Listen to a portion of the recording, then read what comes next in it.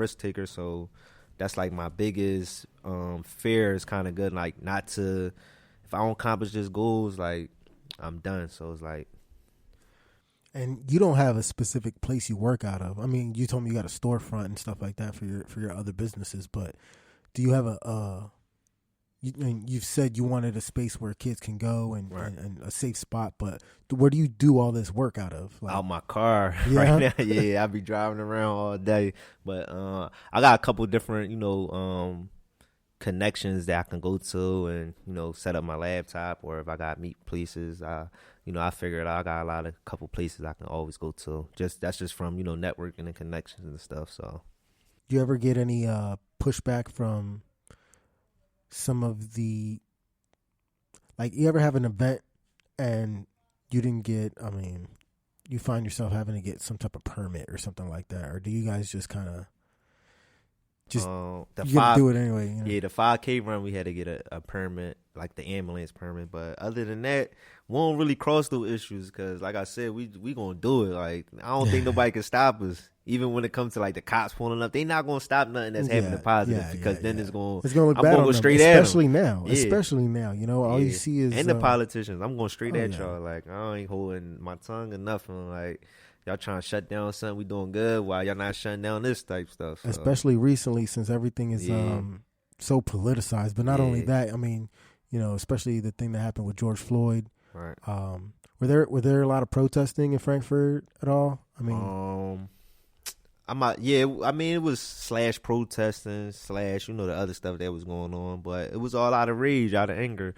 To be honest, it's crazy. I was out in Atlanta when all the protesting first happened, so I got to witness like the start of all the rioting, all the looting, like hands on in Atlanta, and I caught a lot of footage of that, and then came right back to Philly and saw the same stuff over and over. So it was like city to city, neighborhood to neighborhood. Yeah, this thing went further than America. There was other countries that people were protesting, right? And you hear calls for defunding the police and stuff like that. Do you think we need? What's your opinion on, like, you know what a beat cop is? A beat cop? Yeah, they walk the beat. That's basically what they. So I know, talking to my father and like some of the older old heads, they tell me, when they were younger, you had beat cops, you had neighborhood cops. People were like, yo, I see that cop every single day walking his route instead of just patrolling in a car.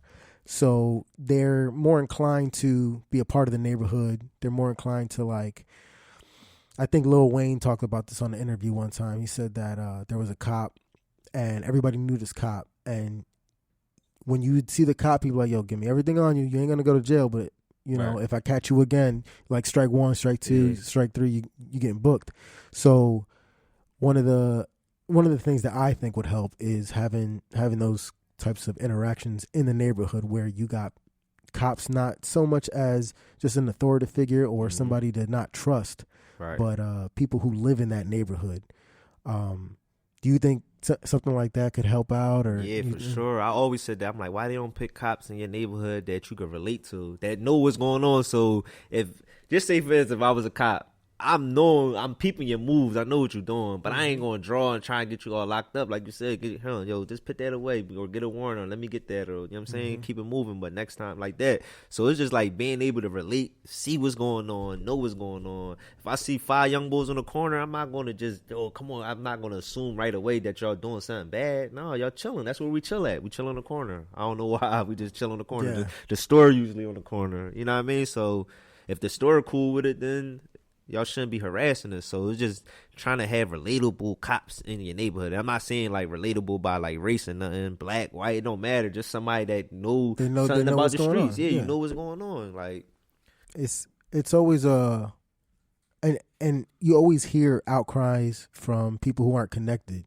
or who are disconnected rather, who don't know how life is. You know what I mean? They think it's either a black and white issue, or, oh, just don't do that, or just obey the law, shit like that. But obviously that's not how things work. And especially, I mean, you of all people know, what were some of your experiences with, I know you, if you want to talk on it, I know you said you've been locked up and stuff, but just so playing manhunt back in the day. We had one of them. Yeah, man. we had one of them beat cops, like you were saying. But they was like public housing. So it was this one cop. His name was Bow Wow, white guy, older. He was cool though. His name Sean. So every time we playing manhunt, you know they got curfew at the time. You gotta be in the house. You young. You gotta be in the house like 11 or something. They pull up. And now it's real manhunt. They really chasing us, trying to. So he court me a couple times, took me back home. But it was always like, you know, that cop, he can, you know what I mean? You could talk to him. He wasn't no corny cop. You can't, like, you cursing him out, nothing like that. Like, he gonna give you a warning. He gonna have fun with you. And his name was Bow Wow. So we gave him that nickname. So it was like, now I think he undercover. He still be around. I still see him. But he was cool. And then other interactions with other cops, we got the other asshole cops on the other side that just want to always. The ones that give him a bad name. Yeah. The name Spikehead, actually, we call him Spikehead. He locked up probably tons of people, like from North Philly to Frankfurt. So just dealing with those type of cops is like, man, y'all coming to harass us from the rip. Like I said, we chilling on a Chinese store corner. We young. We ain't really doing nothing. We just chilling. Like stuff going on around us. Yeah, we kids. We don't know. We ain't paying that no mind. So just being able to, they hopping out harassing us. It was like going through that type stuff, and just you start getting in your head like, damn, man, we got the cops pop up. We gotta run. Distrust. We built distrust. Like, damn, we gotta run. As soon as they come, we gotta leave or something, because you never know, they could fuck you up. They could just take you in for no reason or whatever. So, and they do that every day, all the time. And when I got locked up, I got actually locked up like back to back on the same type of stuff. I used to sell drugs, so I got set up one time, and all these cops came, got locked up at Bucks County, came home, tried to, get back, regroup what I just lost, and got locked up again on the same corner, the corner I just was telling you about down my way, with drugs on me. So just being, young, like, you ain't really thinking what you're doing, you just doing it.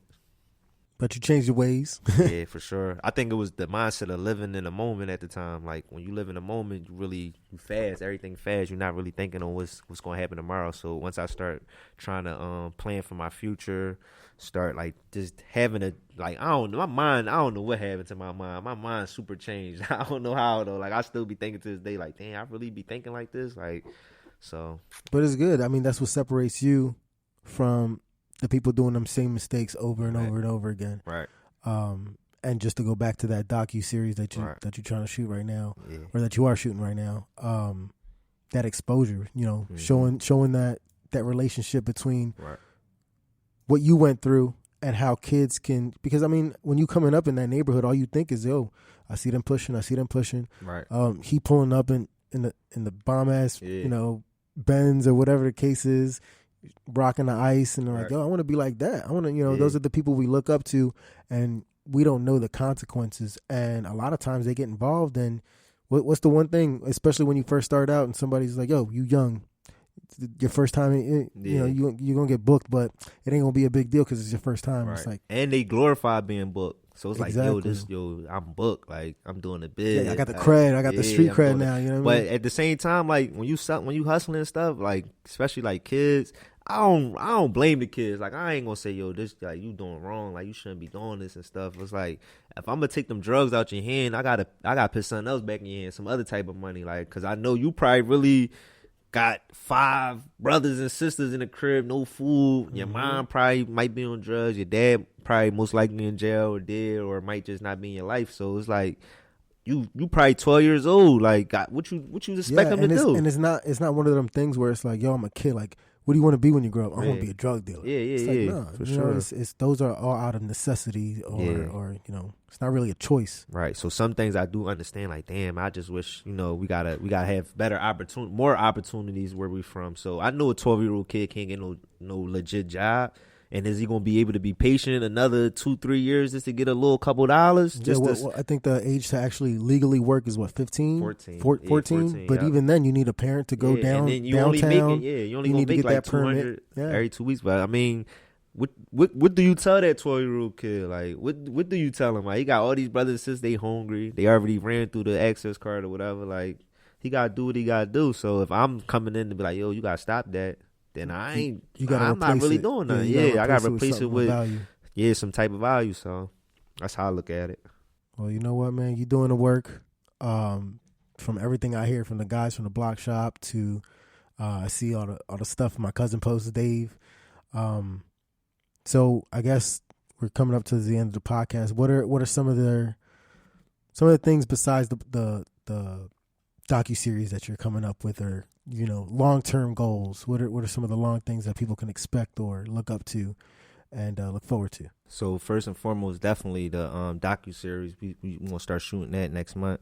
Look forward for that, like 2021, and being able to just get Power Circle. What I was saying earlier about having a foundation place that a lot of kids can come to me, so they can be, not just almost me. like a community center. Yeah, like a major community center, like just being able to, pay kids to come, and also they not even realizing they getting paid for them to, find jobs or stay out the way, and then it's going to create a chain reaction. They going to tell their friends, like, where y'all been at? Well, we getting money. We here at Power Circle. We making money right now. We just got jobs. We doing all this, and kids going to start to gravitate there, and everybody can make money the right way, or everybody can, and it's not going to be a lot of money, but it's going to be able to help them. Yeah, help their parents out, take a little weight off their shoulder, their parents. That's like the real major goal, and just to have super activities, super things for them to learn on their own, because we coming into a new world that's full of technology, and we got to start keeping up with teaching our kids the new world that's coming up. So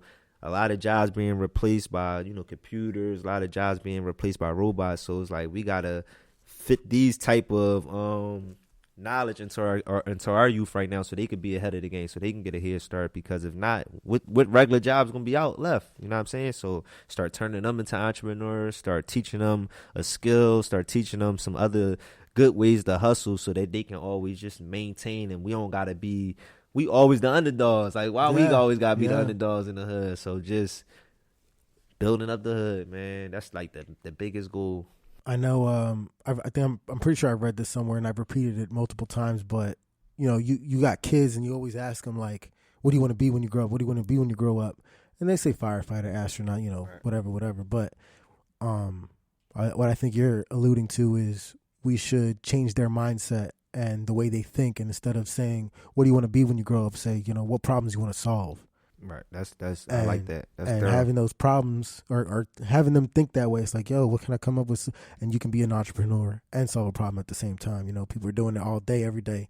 I'm sure know, and having that community center, hopefully, not only giving them money, but also giving them something even more valuable, which is knowledge. Saying like, yo, you don't need to work on the corner. You don't need to push nothing, and you can actually refer your friends, and you can hang out, safe space, stuff like that. So absolutely. Well, man, I appreciate you coming on, and I appreciate having this conversation. If there's anything you want to give to the audience, where they could find you, or any last words and stuff like that before we sign off. Yeah, appreciate you too for having us. Definitely we want to do this again and connect. They can follow me on Instagram. My main page is Deezy Forever. That's DEEZY, the number 4, and then ever. Then we got another page called Power_Circle_Mentors. That's just to update you on all the community events we got going on, or our classes we got going on, or any problems people can reach out to us for any resources we can connect them with. Then we got a new page. It's called ITH, Impact the Hood Movement. So it's just ITH Movement. They can find our merchandise on there to support the docuseries. They can also, reach out to us on that page if they want to, just connect or collab or do something with the docuseries. So, all right, Buddah, I appreciate it. Once again, man, all the work you're doing doesn't go unnoticed. I look forward to linking back up with you when I come back down and seeing the growth, and looking forward to that docuseries, man. Yeah, thank you, man. Same to you, man. Keep doing what y'all doing. Limelight, Highlight, definitely a good vibe. Definitely I'm looking forward to, hearing the podcast, and we're going to push it. So appreciate you again for having us. Yeah, I have all those links in the show notes for people to find and all that. So with that being said, appreciate it, bro. All right, thank you. And that is our show. I thought it was really good. I hope you guys were entertained and enjoyed listening, and maybe got a little bit inspired to go out and do something positive or go out to help somebody. Buddah shared a ton of information and his thoughts on all the stuff that we spoke about today. He's very insightful. He's got so much going on. Kind of makes me feel lazy. I think I got to step up my game. But on top of all the social media links that he's provided at the end of the show, that you will obviously get access to, and when I put it in the show notes. He also has a website dropping soon, so be on the